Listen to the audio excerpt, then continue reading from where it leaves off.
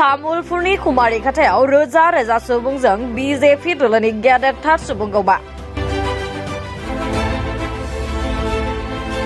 फैबाय थानाय लकसभा बिसायख'थिखौ नोजोर लाखिनानै तामुलपुर जिल्लानि कुमारिघाटायाव BJP दोलोआ गेदेरथार सुबुंगौमा लादों। दाराङाजुलि BTC बियाफनि बेदिङाव थानाय हाजार हाजार रायजोफोरखौ लानानै फैबाय थानाय लकसभा बिसायख'थियाव दरं उदालगुरि लकसभा बियाबनिफ्राय BJP आरो UPPL दोलोनि बिजाथिखौ देरहासार खालामनाय थांखिजों बे सुबुंगौमाखौ खालामनाय जादों। बे हाबाफारियावनो मंगलदै लकसभा बियाबनि MP दिलीप सैखिया बिथाङा बुंथियोदि जों रायजोफोर जौगानायनि थाखाय राजखान्थि खालामदों। बिटिआरआव जुदि हाग्रामा महिलारिया रायजोफोरनि थाखाय जौगाथायनि खामानि मावनो सानदोंब्ला BJP दोलोखौ मदद होनो खावलायो। दिनैनि हाजार हाजार सुबुंगौमायानो फोरमान होबाय दि फैबाय थानाय लकसभा बियाबाव दरं उदालगुरिनि लकसभा बियाबनिफ्राय BJP आरो UPPL दोलोनि मददगिरि बिजाथिया देरहागोन होनना बुंथियो। बेजों लोगोसेनो केबिनेट मन्त्री पीयूष हाजरिकाया बुंथियोदि बिटिआरखौ गोख्रोंसिन जौगाखांहोनाय आरो मोनफ्रोमबो हारि माहारिनि थाखाय जौगानायनि खामानि मावलांनो हानाय बायदियै BJP आरो UPPL दोलोनि बिजाथिखौ देरहाहोनो खावलायो। बेजों लोगोसेनो आथिखालाव बेरेखा दोलोफोरा BJP आरो UPPL दोलोआ दुखुथिया नखर रायजोफोरनो अरुणोदय आसनि बायदि होनायखौ गोजोनाखै होनना बुंथिदों। যে কংগ্ৰেছ দলে এটা সমষ্টিতে এতিয়া খোৱা কামোৰা লাগিছে। আপোনালোকৰ সমষ্টিত কংগ্ৰেছৰ কোনোবা কেণ্ডিডেট এতিয়া ওলাইছে নেকি? না মংগলদৈ ওদালগুৰি সমষ্টিত কংগ্ৰেছৰ কেণ্ডিডেট ক'ৰবাত ওলাইছে নেকি? গুৱাহাটী সমষ্টিত ক'ৰবাত ওলাইছে নেকি? বৰপেটাত ক'ৰবাত ওলাইছে নেকি? ডিব্ৰুগড়ত ক'ৰবাত নাম শুনিছে নেকি? তেজপুৰত লখিমপুৰত নাম শুনিছে নেকি? এটা সমষ্টিতে তেওঁলোকৰ খোৱা কামোৰা, সেইটো হৈছে নগাঁও। কিয় খোৱা কামোৰা? তাত সন্দেহযুক্ত বাংলাদেশী মূলৰ মানুহ আছে। ধিং ৰূপহী লাহৰিঘাট থকাৰ কাৰণে প্ৰদ্যুৎ বৰদলৈ ডাঙৰীয়া আৰু গৌৰৱ গগৈ ডাঙৰীয়াৰ লগত কাজিয়া। গতিকে কোন আউট কোন ইন মই নাজানো, কিন্তু তেওঁলোকে এটা সমষ্টিতে সকলো উবুৰি খাই এইটো কাৰণেই পৰিছে যে বাকীবিলাক সমষ্টিত সন্দেহযুক্ত মানুহ নাই। অকল নগাঁও সমষ্টিত ধিং ৰূপহী লাহৰিঘাট থকাৰ কাৰণে তেওঁলোকে ভাবিছে হয়তো ইলেকশ্যন জিকিব, উবুৰি খাই পৰিছে। গৌৰৱ গগৈ ডাঙৰীয়া যদি ইমান সাহস, তেওঁতো বহুত ডাঙৰ নেতা বুলি নিজকে ভাবে। কোনোবা মানুহে কয় তেওঁ বহুত ডাঙৰ নেতা। তেওঁ নিজৰ 6টা সমষ্টি বাদ দি 3টা সমষ্টিলৈ কিয় গুচি আহিছে? গৌৰৱ গগৈ ডাঙৰীয়াৰ বৰ্তমানৰ কাজিৰঙা সমষ্টিত 6টা সমষ্টি আছে আৰু নগাঁও সমষ্টিত 3টা সমষ্টি আছে। তেওঁ 6টাৰ প্ৰেম এৰি 3টাৰ প্ৰেমলৈকে কিয় দৌৰি আহিছে? কাৰণ তাতে ধিং ৰূপহী আৰু লাহৰিঘাট সোমাইছে। গতিকে য'ত মুছলমান ৰাইজ আছে কংগ্ৰেছ তাতহে জিকিব পাৰে বুলি ভাবে, তাতে যাব, বেলেগ জেগাত তেওঁলোক নাযায়। নগাঁৱৰ কথাই শেহতীয়াকৈ প্ৰমাণ কৰিছে।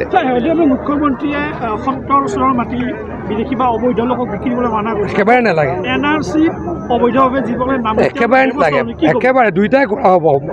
মাটি বিক্ৰী কৰাটো ৰাইজৰ নিজৰ কথা। গতিকে মুখ্যমন্ত্ৰী ডাঙৰীয়াই যি আহ্বান জনাইছে, ময়ো অসমৰ ৰাইজক অনুৰোধ কৰিছোঁ মুখ্যমন্ত্ৰী ডাঙৰীয়াই কোৱা কথাটো মানক। সন্দেহযুক্ত মানুহক অসমৰ মাটি বিক্ৰী কৰিব নালাগে। আৰু কথাটো আমি প্ৰথম দিনাখনৰ পৰাই কৈছিলোঁ যে NRCখন আমি মানা নাই। আপোনালোকে যদি ৰেকৰ্ড চাই, সিদিনাখন NRCখন প্ৰকাশ হৈছিল, আমি কৈছিলোঁ আমি এইখন NRC মানা নাই, আমি নামানো। এইখন NRC পুনৰীক্ষণ হোৱাটোতো মনে প্ৰাণে কামনা কৰোঁ আৰু হ'ব। মুখ্যমন্ত্ৰী ডাঙৰীয়াই এই কাম নিশ্চয়কৈ কৰিব। অংশ হৈ আছে, কংগ্ৰেছটো আৰু ক'ৰবাত আছে নেকি? আপোনালোকে কওকচোন। আপোনালোকৰ এই সমষ্টিত, আমাৰ মংগলদৈ সমষ্টিত, মংগলদৈ ওদালগুৰি সমষ্টিত কংগ্ৰেছৰ কেণ্ডিডেটৰ নাম শুনিছে নেকি? এতিয়ালৈকে ওলাইছে নেকি? আপুনি তামোলপুৰৰ মানুহ নগাঁৱৰ কথা কৈ দিলে। নগাঁৱৰ কেণ্ডিডেটৰ নাম শুনিছে? ডিব্ৰুগড়ৰ কেণ্ডিডেটৰ নাম শুনিছে নেকি? শিলচৰৰ কেণ্ডিডেটৰ নাম শুনিছে নেকি? ডিফুৰ কেণ্ডিডেটৰ নাম শুনিছে নেকি? মানে কংগ্ৰেছে এটা জেগাত থাকিব য'ত মুছলমান ৰাইজ আছে, বাকী জেগাত কংগ্ৰেছ অলৰেডি ধ্বংস হৈছে। মিত্ৰতাটো সদায় আছে, কেতিয়াবা ওপৰে থাকে, কেতিয়াবা তলে থাকে। এইটো কি নতুন কথা? কেতিয়াবা তলে থাকে। যোৱাবাৰ গৌৰৱ গগৈৰ এগেইনষ্টত UDF কেণ্ডিডেট দিয়া নাছিলে, প্ৰদ্যুৎ বৰদলৈ এগেইনষ্টত কেণ্ডিডেট দিয়া নাছিলে। যোৱাবাৰ তলে আছিলে। যোৱা লোকসভাত, বিধানসভাত একেলগে থাকিলে। কেতিয়াবা তেওঁলোকে অপেনলি থাকে, কেতিয়াবা তলে থাকে। তেওঁলোকৰ আমাৰ ভাৰতীয় জনতা পাৰ্টীৰ যি জনমুখী যিমান কৰ্মসূচী, চৰকাৰৰ যিমান অভিলাষী আঁচনি, এই আঁচনিসমূহে সাধাৰণ মানুহক বিভিন্ন ধৰণে লাভান্বিত কৰিছে। কোনোবাই ঘৰ পাইছে, কোনোবাই পেঞ্চন পাইছে, বিধৱা পেঞ্চন হওক, বৃদ্ধ পেঞ্চন হওক, কোনোবা অৰুণোদয় আঁচনি পাইছে, এনেধৰণে খোৱা পানী পাইছে, কোনোবাই বিভিন্ন ধৰণে বিভিন্ন আঁচনিৰ উপকৃত হৈছে।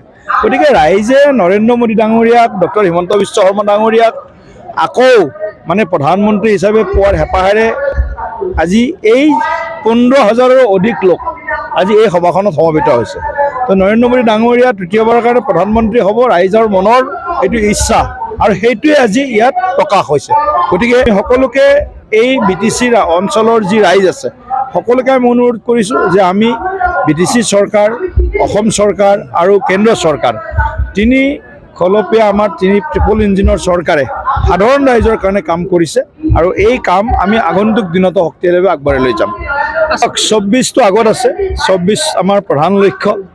25ত আমি মিত্ৰ গোষ্ঠীয়ে আকৌ BTCত আমি ৰাইজৰ আশীৰ্বাদ লাভ কৰি আকৌ আমি চৰকাৰ গঠন কৰিবই পাৰিমেই, তাত কোনো সন্দেহ নাই। আৰু 26টো বিধানসভা নিৰ্বাচনতো আমি এই সমষ্টিৰ পৰা আমি আমাৰ BJP মিত্ৰ গোষ্ঠীৰ বিধায়কক জিকাব কৰাৰ কাৰণে আমি সকলোৱে চেষ্টা কৰিছোঁ। এতিয়াতো মিত্ৰতা আছেই, গতিকে তেওঁৰ এই প্ৰশ্নটোৰ প্ৰতিক্ৰিয়া প্ৰকাশ কৰাৰ কোনো মোৰ ঔচিত্য নাই। এতিয়া মিত্ৰতা আছে, মিত্ৰতা চলি থাকিব, কোনো ধৰণৰ কোনো ইয়াত সংঘাত নাই। মই গম নাপাওঁ, আমাৰ কোনো সংঘাত নাই।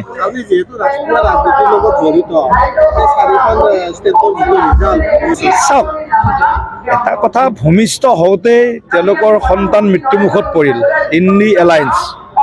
গতিকে কংগ্ৰেছৰ কোনো ভৱিষ্যত নাই ভাৰতবৰ্ষত, অসমত।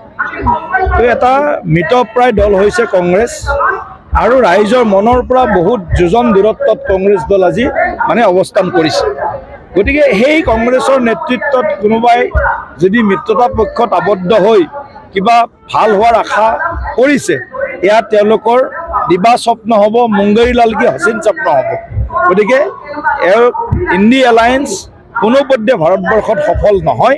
ভাৰতীয় জনতা পাৰ্টি NDA মিত্ৰগোটে তৃতীয়বাৰৰ কাৰণে ভাৰতবৰ্ষত ৰাইজৰ আশীৰ্বাদত জনকল্যাণমুখী কৰ্মৰ জৰিয়তে ৰাইজৰ মন জয় কৰি আকৌ চৰকাৰ গঠন কৰিব। ভাৰতটো তেওঁলোকেতো আগতেই ভাৰতক খণ্ডিত কৰিছে। ভাৰতবৰ্ষৰ মানুহ এতিয়া ইমান দুৰ্বল নহয় বা ইমান মেমৰি লছ হোৱা নাই যে কংগ্ৰেছৰ অপশাসন, কংগ্ৰেছৰ ভ্ৰষ্টাচাৰ, কংগ্ৰেছৰ কুশাসন এইবিলাকৰ প্ৰভাৱ আজি অসম, ভাৰতবৰ্ষ যিমান সমস্যা, এই সমস্যা মূলতে হৈছে কংগ্ৰেছ, সন্ত্ৰাসবাদৰ পৰা বাংলাদেশী সমস্যালৈকে।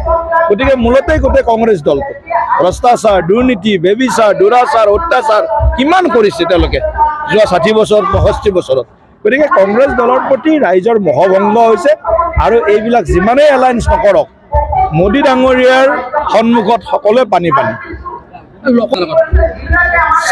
আমিতো উন্নয়নৰ ৰাজনীতি কৰিছোঁ। হাগ্ৰামক মহিলাই ডাঙৰীয়াই যদি উন্নয়নৰ ৰাজনীতি কৰিবৰ কাৰণে তেওঁ যদি BTC-বাসী সকলো জাতি জনগোষ্ঠীৰ উন্নয়নৰ কাৰণে কাম কৰিব বিচাৰে, তেখেতক মই NDAত আহিবলৈ আহ্বান জনাইছোঁ।